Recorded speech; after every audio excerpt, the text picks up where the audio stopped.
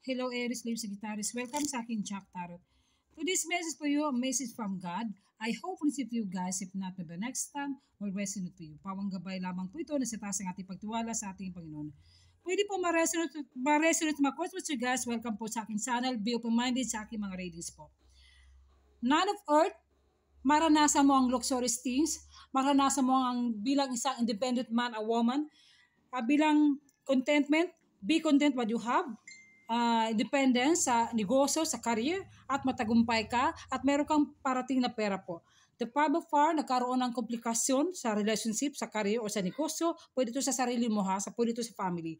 At kailangan din relax mo ang puso't isip, damdamin mo na kailangan na ayusin ito. The Two of Fire, long-term relationship, long-term commitments, pwede ito partnership, may mga progreso, may mga plano ka at darating ito at gusto mo talagang ipatunayan sa person mo o sa family mo na meron ka talagang plano sa buhay na kailangan matutupad yon at ipanalangin mo lang.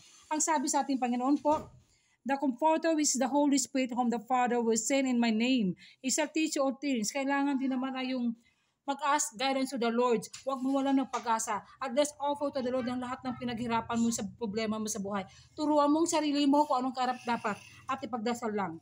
At sabi nating anghel, clear sentence, notice your recurring physical, emotional feelings that they signify divine guidance. Na kayo ay ginagabayan nating anghel, huwag daw mawala ng pag-asa.